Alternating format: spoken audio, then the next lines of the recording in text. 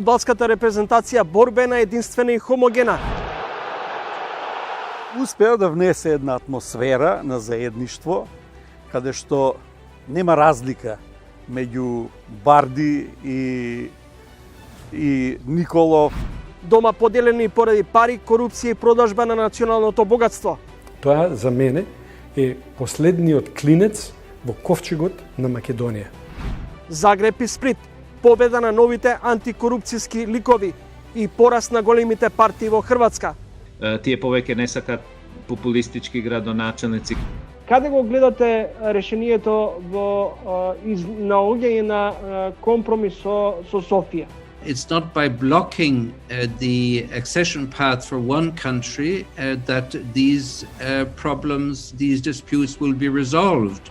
За себе ќе кажа дека е човек кој не сака да игра според никакви правила. Дипломиран виолинист, дипломиран режисер, магистар по телевизиско и филмско сценарие. Ево прилike Панде! Македонската фудбалска репрезентација испише историја за прв пат на Европското фудбалско првенство. Мојот соговорник речиси 4 децении звучеше неговиот глас на македонската телевизија. Легендарниот Златко Калински. Одново Кузалет, одличен ударење!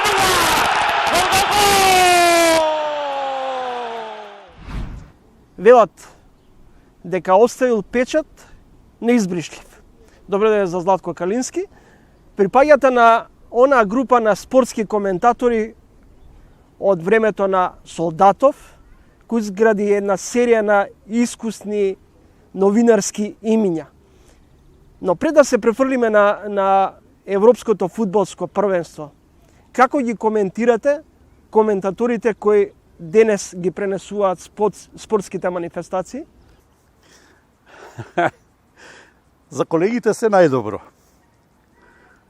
Колегите од македонската телевизија, ако мислите на тоа, мислам дека се уште го има оној професионален набој од времето кога јас почнував, од времето на Никола Солдатов, кој што ни беше главен ментор, од кој што учевме, кој што преку кого навлегувавме во тајните на телевизиското коментирање. Мислам дека се сменија работите, се смени она класично, се повеќе исчезнува она класично спортско новинарство во однос на ова што сега го имаме. Мислам дека ова е генерација на интернет. Интернетот смени многу работи. Го смени во целост спортското новинарство, а тоа не може да не влијае и врз телевизиското коментаторство. Што се однесува до останатите телевизии, приватните телевизии, мислам дека имаат малку шанса да коментираат големи спортски настани. А Солдатов велеше се станува добар коментатор на големи настани, спортски настани, што македонската телевизија нам ни го овозможуваше. Сега гледаме дека повеќе колегите од телевизиските коментатори од приватните телевизии се ориентирани на домашниот спорт и од време на време некоја ќе добие по некој што се вели подарок да биде дел, да го коментира, да го покрива, да покрива некој голем спортски настан. Тоа е човекот кој што дојде од Јамајка, дали беше спуштен од некоја друга планета. Ви фали ли адреналин? Ви фали ли помалку она спортска еуфорија, радост? Па јас сега со споменот на Болт се ежам. Секогаш со огромна нестрпливост, со голема желба, со голема возбуда сум ги очекувал тие моменти кога ќе отидам на некој, ќе бидам дел од некој голем спортски настан, кога ќе бидам во близина на големите имиња на светскиот спорт, кога ќе имам можност да ги коментирам тие големи настани, кога ќе имам можност на некој начин преку пресконференции да се искомуницира, а некогаш и непосредно во пресцентарот да се разговара со такви имиња, така што тоа не може да не ми недостига. Еве 4 години од како отидов во пензија, се уште со возбуда го очекувам почетокот на некој голем спортски настан, а можете да замислите како тоа изгледало, додека било дел од мојот работен век, дел од мојата работа. Јас сум помалку и емотивен во тој поглед, секогаш сум имал голем респект и голема љубов за врвните спортисти и да ги работам тие настани. Како да се одбере помеѓу страста, емоциите и националните чувства? Не може да се одвои. Секогаш е тоа дел од еден настан каде што човек треба да ја вложи и страста, и емоциите, и возбудата, и тој национален набој. Секогаш мене ми биле приоритет. Не сум сакал да бидам навивач, ама кога игра македонска репрезентација, кога игра македонски клуб, кога се надпреварува во поединечна конкуренција македонски спортист, секогаш тоа е едно посебно чувство.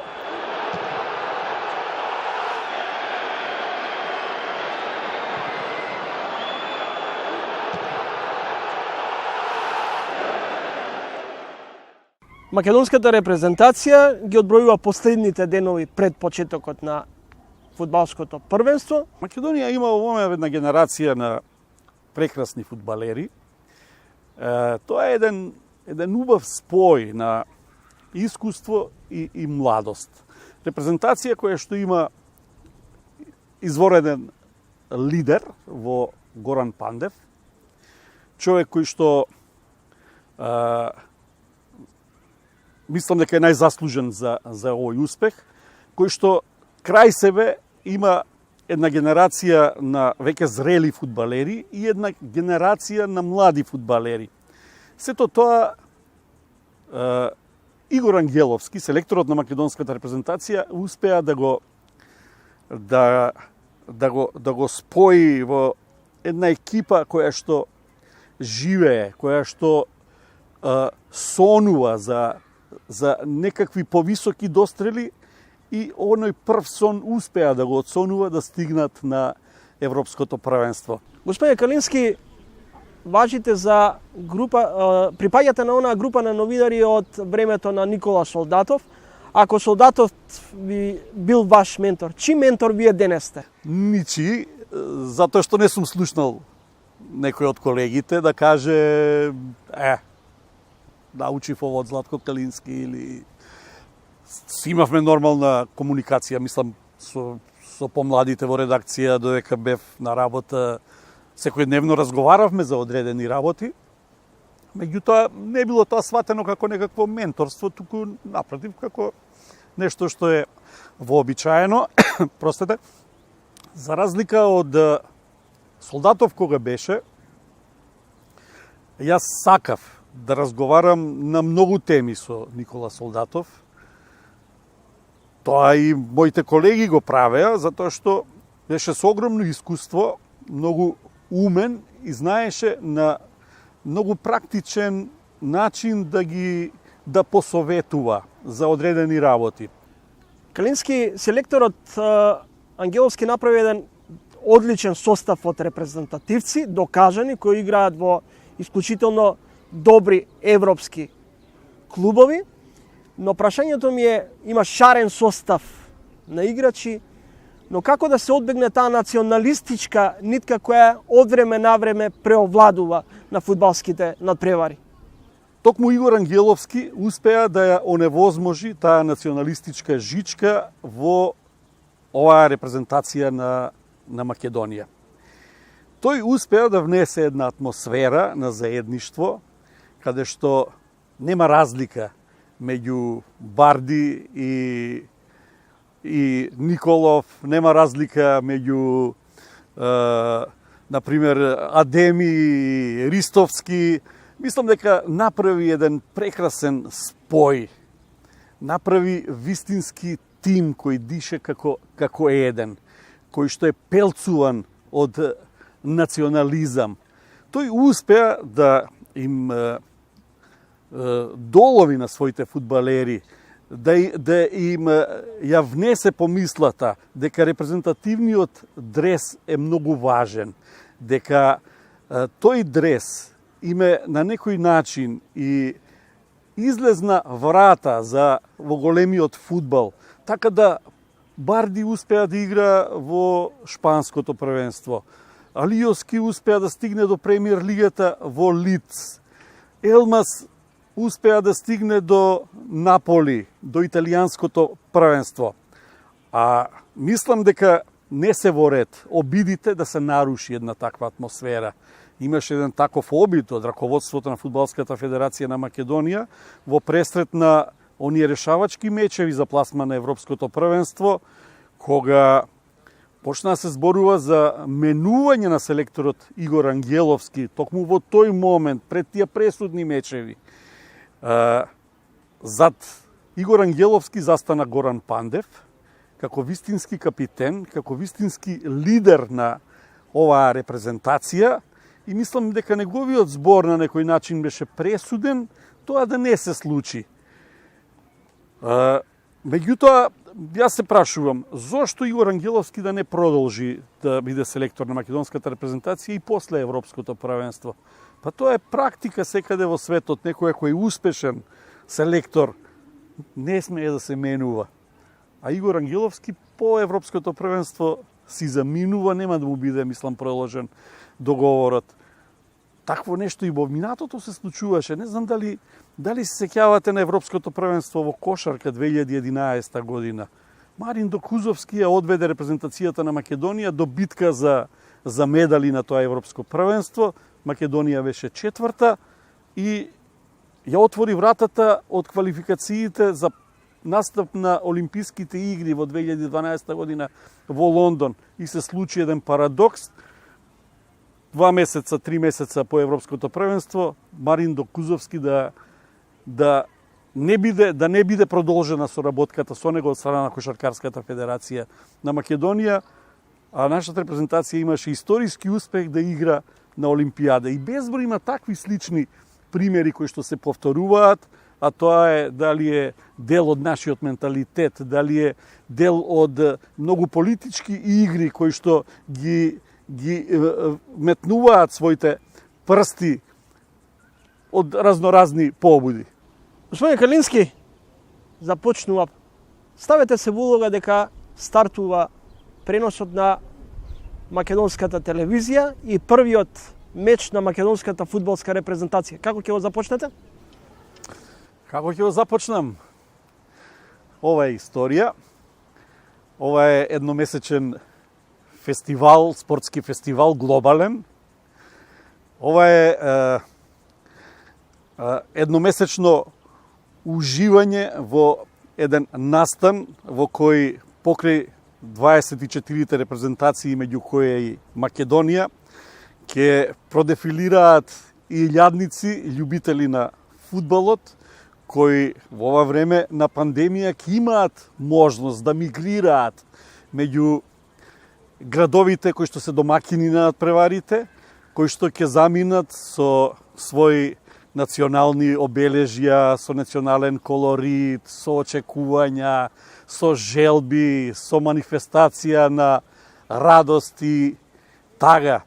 А сега останува на нашите фудбалери во овие 3 надпревари, 2 во Букурешт и во Амстердам, да им посакаме да бидат онакви какви што беа до доаѓањето на Европското првенство. Да бидат своји, да бидат самоуверени, да потребна е среќата во спортот, но да веруваат во своите можности, со гордост да го носат државниот дрес, македонскиот дрес и да ги пречекаме како што доликува спортисти кои што биле учесници на еден голем спортски настан. Ви благодарам за разговорот, ми беше чест да бидете гостин од мојата емисија. Ви благодарам, Ива. Почитани гледачи, тоа беше Златко Калински, легендарниот спортски коментатор. Јордан Трајков, како млад економски консултант, се враќа од Соединетите Американски држави во Македонија во 90-тите години. Својот капитал го вложува во винаријата Попова кула. Формира и свој граѓански фронт со намера да заживее трета опција во Македонија. Својот капитал го инвестира во акции. Винаријата тешко му оди во овој период, за жал. Денове е актуелен во делот на идејата околу распродажба на државното земјоделско земјиште. Според него, оваа намера на државата е нешто слично како со процесот на приватизација. Во ова издание на Тренинг, мој соговорник е токму господинот Трајков. Господин Трајков, пред да влеземе во студиото, рековте, од патриотски причини се врати во 2001 од Велика Британија Лондон. Денес ве прашувам, се каете? Секоја вечер. Многу пати сум се покајал, многу пати сум се разбудил во 3 часот наутро и сум си помислил што направив, зошто се вратив. Меѓутоа, од друга страна, пак мислам и дека направив добро. Мислам дека сум створил некоја вредност за Македонија овде кај нас. Ја направив Попова кула, донесов 40 милиони странски инвестиции сам, 50 на фамилии живеа од таа моја визија. Мислам дека оставив една трајна вредност во Македонија. Државата очекува околу 500 милиони евра за отплата на долговите преку продажба на земјоделското земјиште. Вие на оваа идеја гледате со голема резерва, сметате дека на некој начин ова е втор обид за криминализација. После она постапка со процесот на приватизација која беше можеби нужна, но остави голем сомнеш за целиот тој процес. Крајниот резултат од приватизацијата ни кажува дека тоа беше еден нефер процес, каде што малкумина добија многу, а многумина, 90%, 95% од луѓето добија или многу малце, а во најголем број на случаи ништо. Така да што таа приватизација можеме слободно да ја крстиме грабеж. Тоа беше тогаш и тоа остави ужасни последици по македонското општество. Да сега ние имаме огромна емиграција од Македонија, не сме веќе 2 милиона, под 1,5 милиона луѓе сме овде во Македонија. Многу трагични судбини по многу фамилии во Македонија. Таа приватизација донесе. Тоа беше тој процес. Сега владата заговара пак приватизација, пак на државен ресурс. Тогаш беше приватизација на фирмите кои што беа во државна собственост. Сега државата вели ќе ја продаваме земјоделското земјиште кој што е во државна собственост. Ние велиме дека тоа не е продажба, дека тоа е распродажба, на намера за распродажба на земјоделското земјиште. Значи, кој ќе се види нацрт текстот на законот, веднаш се гледа дека се нема никаква намера да земјоделците, вистинските земјоделци, да добијат земјиште. Напротив, веднаш се гледа дека земјиштето ќе заврши во рацете на грабливците, тоа се транзициони олигарси и странци со сомнително потекло на пари и со сомнителни намери. Земјиштето ќе заврши таму, а од друга страна македонските граѓани нема да добијат ништо. Овој пат е многу пострашно, затоа што земјиштето е ограничен ресурс и земјиштето ни дава храна. Тоа е стратешки ресурс кој што не смееме да го отуѓиме така. Тој аргумент дека ќе се соберале 500 милиони евра за нашето земјоделско земјиште, за нас е смешен. Багателна цена по метар квадратен, меѓутоа продаваат големи површини лотови на земја наеднаш. Што значи, и ако е цената ниска, еден земјоделец не може да си дозволи да го купи.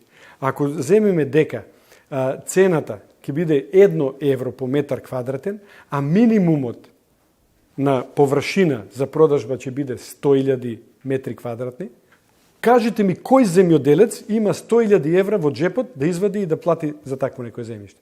Јас ќе ви кажам ниеден. Тоа веќе значи се безицирани, избрани можни купувачи на земјоделското Јас земјиште. повеќе би рекол странски сили кои што не се пријателски расположени кон Македонија, а гледачите нека разберат што сакам да кажам. Позади тие странци нема да стојат нивни бизнес интереси, ќе стојат интереси на странски држави кои што не ни мислат добро и кои што имаат припремено фондови со кои што ќе ги финансираат дадени лица и компании за да дојдат да ја откупат земјата и да не произведуваат храна на таа земја и да не оддалечат трајно од тој ресурс и да ни го загадат тој ресурс. Тоа за мене е последниот клинец во ковчегот на Македонија. Она што останува како голема дилема во јавноста е тајмингот на размислување и можно донесување на одлука за продажба на земјоделското земјиште. Дали за да се затворат одредени дупки финансиски, да се решат проблемите околу перманентното задолжување, а всушност паралелно да се носат одлуки на распродажба на државното земјоделско земјиште. Тој аргумент дека со продажбата на земјоделското земјиште, првен беше дека ќе се генерира 200 до 300 милиони. Тоа беше во октомври, кога прв пат... Сега се говори за 500 милиони. А сега се збори за 500 милиони. Значи, сакат повеќе земјиште да продадат од оригиналната идеја. Значи, тој аргумент не држи вода. Ние сме, долгот ни е над 9 милиарди веќе. Значи, 500 милиони версус безценетото богатство, државното земјоделско земјиште е ништо. И еве ќе ги земеме тие 500 милиони евра и тие ќе вратат кредити. Што е тоа, кажете ми вие, што ја спречува власта, утредента, да земи нови 700-800 милиони евра? Никој и ништо. Кај нас имаме состојба на нефункционална демократија, каде што собранието, законодавната власт, не ја контролира извршната власт, затоа што имаме лице и опачина на истите властодржци. Значи, тоа што е во собрание, тоа е и во извршна власт и ние немаме вистинска контрола од законодавниот дом кон извршната власт. Така што нив ништо не ги спречува да како ќе ги земат парите, вратат кредит и утре земат нов кредит. И да останеме на истото задолжување како држава, а сме го отуџиле тој бесценет ресурс. При што во услови на висока корупција, кој што е евидентна за нас, а и странците ни велат дека сме меѓу шампионите по корупција, тие пари од тие нови кредити што ќе влезат, ајде да размислиме како ќе заврши каква судбина. Дали тие пари ќе направат вистински економски развој во Македонија? Бевте дел од политичкиот естаблишмент, дел од дом, се повлековте. Дали тоа значи дека не се согласувавте со политиките кои тогаш вашиот тогашен коалиционен партнер ги имаше со ВМРО ДПМН, сега е дел од другата коалиција? Овака, прво, јас сум многу добро едуциран човек во областа на бизнисот и економијата. Имам магистрирано на највисока школа во свет, во Америка. Значи, имам едно знаење кој што сакав да го дадам во Македонија и затоа си дојдов. Мене никогаш не ме интересирале дневно-политички игри. Никогаш не сум сакал да бидам некој нешто. Никогаш. Во политиката не сум влегол за такво нешто. Јас во 2006 година, заедно со Лилијана Поповска и со други луѓе, ја формирав Дом, партијата, и бев подпредседател до 2013 година.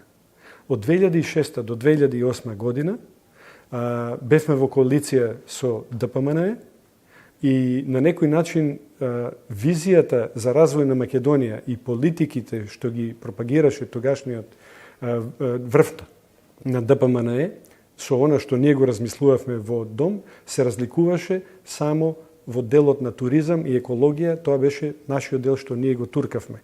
Негде 2008-2009 тие сватија што зборуваме. Меѓутоа, 2008 година тие излегува со нешто што го немаше нигде напишано во нивните програми. Тоа беше Скопје 2014 година, проектот со кој што јас лично не можев да се сложам како такво нешто. Јас сметав дека треба да биде Македонија 2014, дека треба да се градат брани, канали, хидромелиорациони системи, инфраструктура да се гради, за да се дигне целата економија напред, да сите отидеме во средна класа. Меѓутоа, тие тоа не го правеа. Јас бев дел од група во Дом кој што не сакавме повеќе да бидеме во таква коалиција. Ургиравме тоа да се деси, да излеземе од таа коалиција. Веćината во Дом не слушаше и јас 2013 дадов оставка на сите функции што ги имав и излегов од политиката и поради огромното задолжување излегов 2013 со зборовите дека Македонија најмногу може да обстане до 2023 година ако овој тренд продолжи. Трендот продолжи натаму. Веќе Република Македонија ја нема, имаме едно ново нешто, некоја северна, и ако дозволиме како граѓани да се продаде земјоделското земјиште, таа моја црна прогноза може да се оствари. 2023 година веќе да нема оваа земја како држава. Ви благодарам за гостувањето во емисијата. Ви благодарам и вас што ме поканивте. Unfortunately, we are dealing in a situation where Bulgaria is abusing of its membership. This dispute is not on a level playing field. So I think it's important for Bulgaria to understand that the only way that this dispute can be resolved is on the basis of a level playing field of discussion. I Hrvatska imаше проблеми со влегување во Европската Унија заради тие гранични спорови со Словенија, меѓутоа сите тие проблеми може да се надминат и да се со диалогот да се реши ситуацијата. Некои отворени прашања ќе останат помеѓу Северна Македонија и Бугарија, и кога Бугарија и даде зелено светло на Македонија, то не мора да биде проблем. Значи, Република Северна Македонија без одложување да ги отпочне преговорите со Европската Унија, а паралелно да тече процесот на изнаоѓање на решение помеѓу Скопје и Софија околу деликатните историски прашања, сугерира поранешниот евроамбасадор во Скопје Ерван Фуере.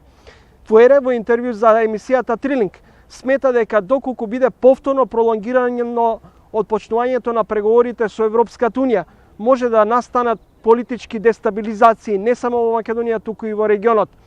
Во продолжение следува интервјуто со поранешниот евроамбасадор. Амбасадоре Фуере, денове португалскиот претседател ја посети Софија. Какви се според вас шансите за време на португалското претседавање со Европската Унија Македонија да ги отпочне преговорите со Европската Унија и покрај блокадата од Софија? Well, certainly the efforts by the Portuguese presidency are indeed welcome, as were the efforts by the previous presidency, Germany, in trying to resolve this issue and to convince Bulgaria that imposing its veto is not a way to find a solution. So I would, however, add a note of caution, because whatever solution is found will obviously serve as a precedent for all the other candidate countries, with some of which have bilateral problems as well, before they join the European Union. So it's absolutely vital to ensure that the solution found, and we hope there will be one, will not one which will incorporate notions of history and identity as part of the criteria or conditionality for accession to the European Union.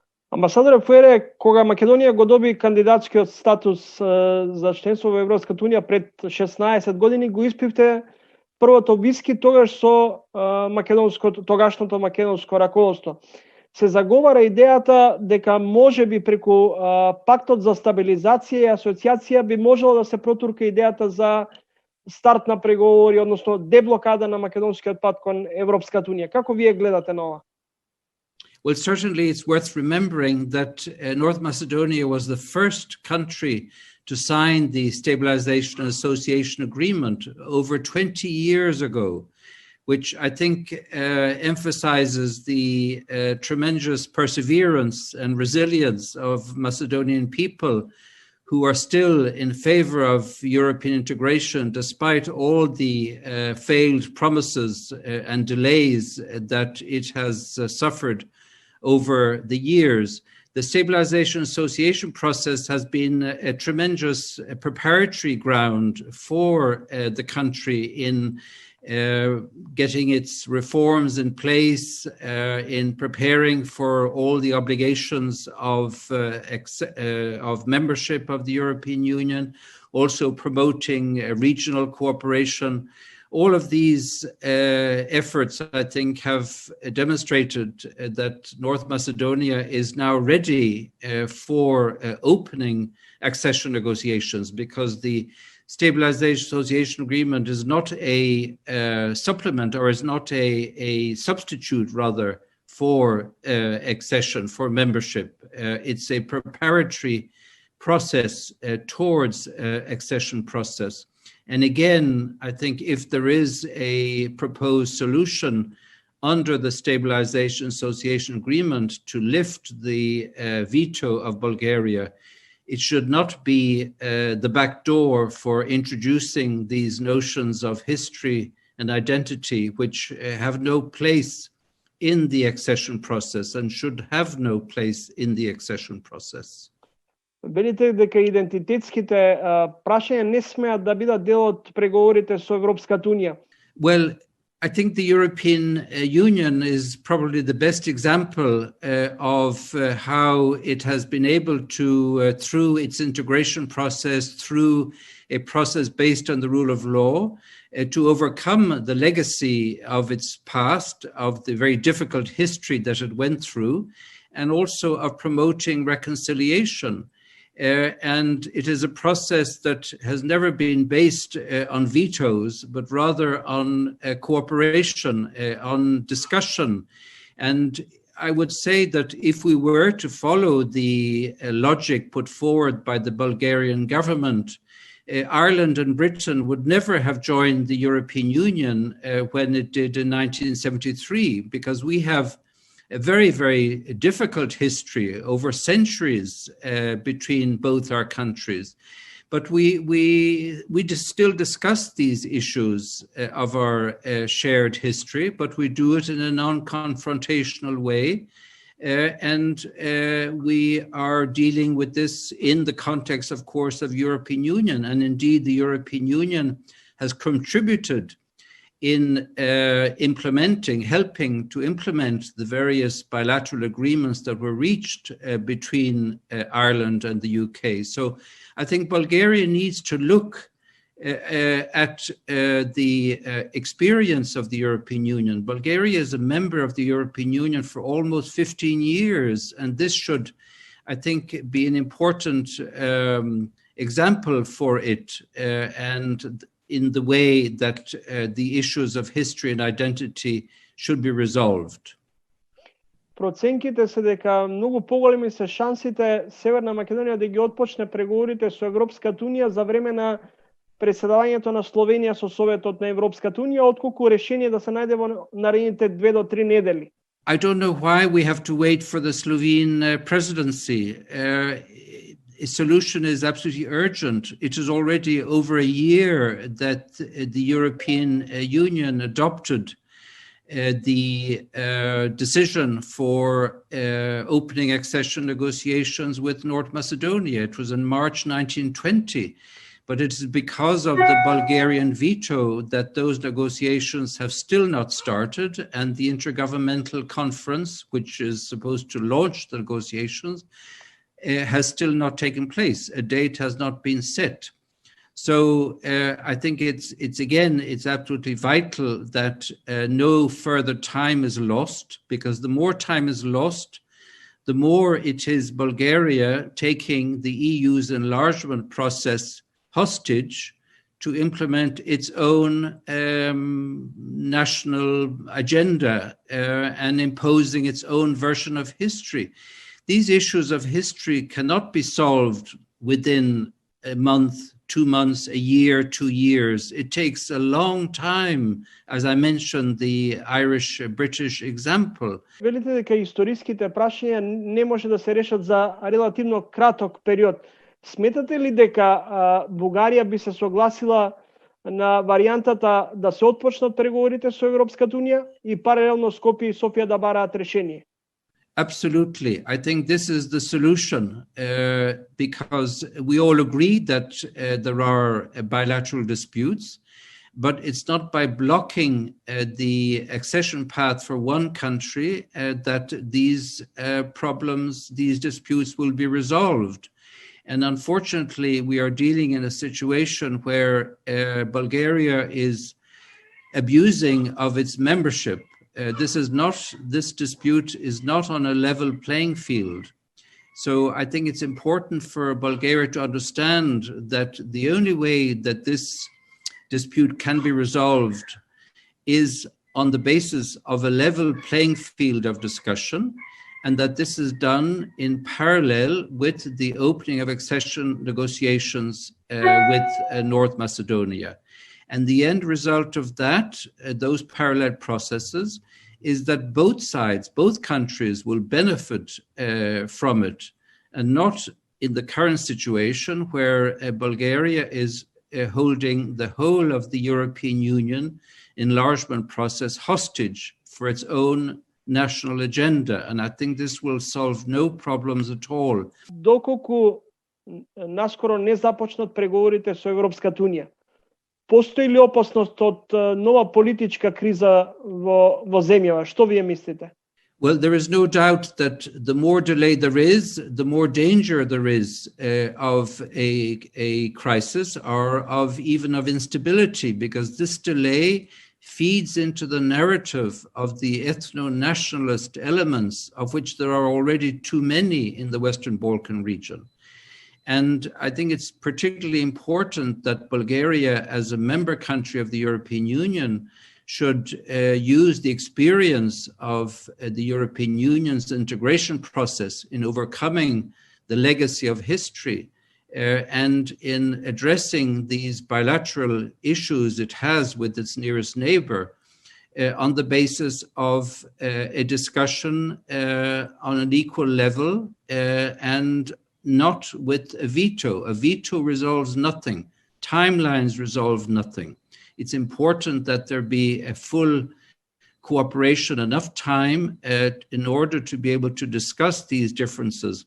And even at the end of the day, there are some differences that there cannot be any agreement, but it should not impede the progress of the countries concerned and of the region. The younger generation are desperate for a future, and they don't want this future to be dictated by a very narrow nationalist version of their history.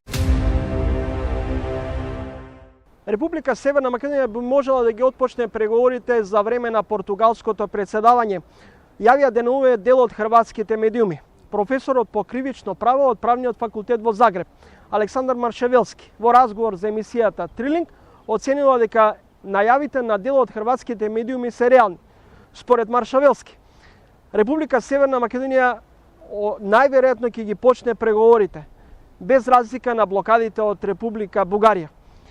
Професорот Маршевелски во интервју за емисијата Трилинг дава и своји видувања околу најновиот развој на политичката сцена во Загреб и во поголемите хрватски градови. Загреб и Сплит се двата најголеми градови во Хрватска, каде ги добија двете нови градоначалнички позиции, особено од новите хрватски партии. Партијата Можеме на Томашевиќ и партијата Центар на Пујич. Во продолжение следува разговорот со професорот Александар Маршевелски. Конфликтот помеѓу predsedatelj Milanović i premijer Plenković uvrska so Severna Makedonija ne je realen. Bidejki i dvajca da go podržuvat pristapuvanje to na Severna Makedonija vo Evropskata unija. V sušnost premijer Plenković pravi mnogu poveke za da postigne ova cel. Bidejki ima silni vrski, intenzivna sorabotka so predstavnici i diplomati na Evropskata unija. Za žal, vlogata na Milanović je slaba tukaj i to i se obiduva da go nadomesti nedostatok od na vlijanje vrs pristapnata politika na EU, obvinuvajki go Plenković za neuspeh od da je disciplinira Bulgarija. Sepak bugarskata populistička vlada gi potisnuva vnatrešnite politički problemi, vovlekuvajki ja Severna Makedonija vo nivните внатрешни политички спорови. Професор Маршавелски, дел од хрватските медиуми денуве јавија дека сепак наводно Северна Македонија до крајот на јуни, односно на јунскиот самит, ќе добие зелено светло за почеток на преговори со Европската унија. Ono što je pozitivno дека Бугарија сега има техничка влада, ќе имат избори во јули и јас се надевам дека идната влада на Бугарија нема да блокира и дека овие изјави во медиуми, во хрватските медиуми, дека Македонија ќе добие зелено светло, дека се вистинити. Од една страна го имаме спорот помеѓу Северна Македонија и Бугарија, од друга страна сличен таков спор, поточно морски спор, Хрватска има со Словенија. Па мислам дека примерот со Словенија е добар, значи почна и Хрватска имаше проблеми со влегување во Европската унија заради тие гранични спорови со Словенија, меѓутоа сите тие проблеми може да се надминат и да се да се со диалогот да се реши ситуацијата. Така Хрватска успеа да ја договори арбитража, кога ја договоривме арбитража, Словенија ни даде зелено светло. Некои отворени прашања ќе останат помеѓу Северна Македонија и Бугарија и кога Бугарија и даде зелено светло на Македонија, то не мора да биде проблем. Значи, како вие гледате на можеби најголемите победи во поновата хрватска историја на две понови партии на политичката сцена? Тоа е партијата Можеме на Томашевиќ и партијата Центар, кои ги освоија двата најголеми градови, поточно хрватската престолнина Загреб, со Томашевиќ и неговата Можеме и партијата Центар на Пулјич.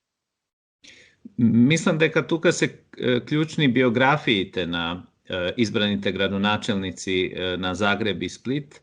Тие се доста импресивни. Новиот градоначелник на Сплит Ивица Пуљак е еден од водечките физичари во Хрватска, кој докторирал на Универзитетот Пиер и Мари Кюри во Париз. Новиот градоначелник на Загреб Томислав Томашевиќ, кого го лично запозна пред неколку години, заврши постдипломски студии во област на животна средина, општество и развој на универзитетот во Кембридж. Значи, тие на топ универзитети во странство се едуцирани и навистина ниту Пуљак, ниту Томашевиќ не се од двете најголеми политички партии во Хрватска, ХДЗ и СДП. Тука мислам дека пораката е јасна. Граѓаните сега сакат образовани градоначелници да управуваат со двата најголеми градови во Хрватска. Тие повеќе не сакат популистички градоначелници, како што беше неодамна починатиот Милан Бандиќ, кој вети изградба, например, на метро железница во Загреб, и тоа беше пред, не знам, 15 години и никогаш не се реализираше. Неговиот последен проект, например, беше изградба на облакодери на реката Сава, што тој го нарече Загребскиот Менхетен, дека ќе биде, меѓутоа тие проекти тој само обеќаваше, а сите тие проекти пропадна поради корупцијата што извлече пари од буџетот на Загреб. ХДЗ, ако се гледаат локални избори во цела Хрватска, ХДЗ доминира и така да тоа е ovo je samo logično дека во урбани средини луѓето различно мислат од рурални средини кои доминираат, на пример, во земјава. За себе ќе кажа дека е човек кој не сака да игра според никакви правила. Дипломиран виолинист, дипломиран режисер, магистар по телевизиско и филмско сценарија. Мојот денешен соговорник е господинот Глигор Кондовски, мултимедијален уметник. Господине Кондовски, што значи да се биде мултимедијален уметник во Македонија, особено во период на пандемија, или пак пандемијата некако искористивме како изговор за целата културно-уметничка криза која што ја живееме со години? Па, би рекол парадоксално. Чисто како парадоксално некакво бунило да бидеш мултимедијален уметник. А уствари, во суштина секој уметник е и помалку мултимедијален во себе, затоа што тој ако е вистински уметник и ако посветил долго време работа, дали од музичка уметност, дали ликовна уметност, значи аудитивна или визуелна уметност, не е важно. Значи тој во себе ја чувствува таа мултимедијалност и секогаш знае да малце да премине и од другата страна. А обично и филмските ТВ режисери се и мултимедијални. Затоа што тоа е као последна нова седма уметност и таа ги вклучува и останатите уметници. Многу режисери ни светот имаат своји бендови, создаваат музика, исто се и ликовни уметници, но некако тоа кај нас во Македонија се уште е како во еден вид на парадокс. Каде ја црпевте инспирацијата за време на најголемата светска здравствена криза? Па, мислам дека карантинот, од една страна карантинот си го кажа своето. Значи, поминавме еден таков турбулентен период на карантин. Јас тој период повеќе го искористив за музичката уметност, бидејќи за филмската, нели, беше еден таков период каде што мораш да собереш екипа и така натаму. И така да инспирацијата генерално беше пандемијата до некаде, но и повеќе би кажала и инспирација која што и контекст на инспирацијата која што се случувала и во текот на ситуацијата во нашата држава. Сметате ли, Кондовски, дека е исполитизирана уметноста и културата во нашата земја? Умеат уметниците и артистите да бидат доволно гласни? Па мислам дека да. Мислам, тука тврдам дека да, политизирана е, што дали од една страна дека сме ние мала земја, може би дека е тоа мал пазар, може би тука се оправдуваме од една страна, но од друга страна не би требало тоа да е оправдување за да биде политизирана, мислам, уметничката сцена и генерално уметноста. Ги споминавте границите надвор од нашата земја, имате издадено 4 албуми, а ваши филмови се имаат прикажувано и надвор од Македонија. Она што мене ме интересира е на кој јазик полесно се изразувате? На јазикот на филмот или на јазикот на музиката? Па, генерално тоа е ист јазик. Генерално филмската уметност, ако ја наречеме уметност, пошто тоа е малку дискутабилно, може да е и начин за забава. Многу често се случува кога сакам да креирам музика, да сум посветен на визуелната уметност, да сум посветен на фотографијата или на филмот, за да го оставам оној музички дел малку да спласне, да легне така да тогаш сум најинспиративен или обратно. Кога работам музика, тогаш сум исто инспиративен да преминам на визуелната страна. Професор сте по виолина во Тетово.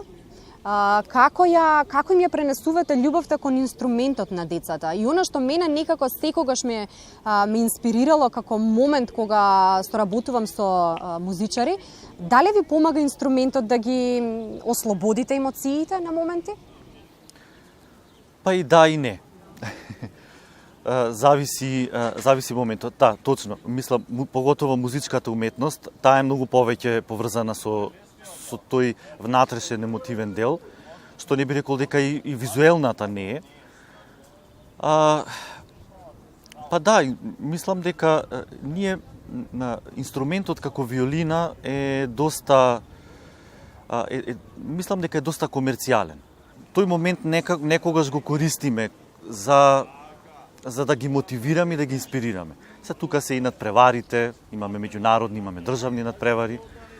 но секогаш тоа не е инспирација за детето. Некогаш може тоа да биде и демотивирање. Да, гледате ли таленти во новиве генерации? Таленти имаме, но имаме голем квантитет. Значи, имаме момент каде што родителите генерално ги пуштаат децата секаде. Тој момент на амбициозност на родителите, каде што децата многу често ги пуштаат чисто од општа култура и така да веќе во последно време повеќе работиме на квантитет него ли на квалитет. И така да генерално мислам дека многу децата генерално сите деца ги примаме. Значи не поминува некакви строги критериуми на аудиции дека треба тоа да е помузикално или не музикално.